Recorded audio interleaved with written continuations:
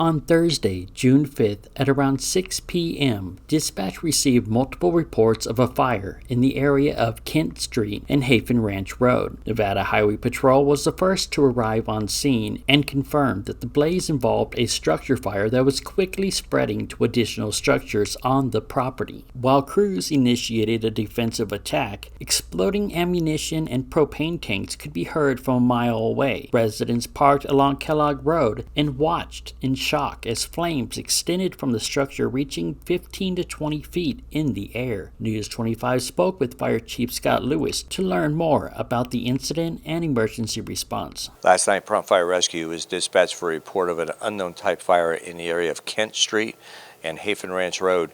As crews were responding, there were numerous RPs reporting heavy, dark-colored smoke in the area. And an NHP trooper arrived on location and confirmed not an unknown type fire, but actually a structure fire extending to other structures on the same property. The assignment was repaged, adding additional resources. As crews arrived on location, they found not one, but 6 structures. Some of them were attached together to form a string into a single residence. An additional 6 cars and all their multiple personal property stored around the original fire building.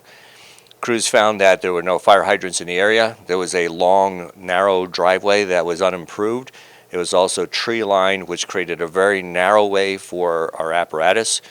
One apparatus made its way to the top, close to the actual fire scene. The remainder of the apparatus had to remain on the hard surface. Thus, we had to stretch additional lines from the street down this long driveway so that we could supply the engine with the appropriate water. In addition to heavy fire load, we had additional fuel loads. We had weather in the area, creating shifting winds.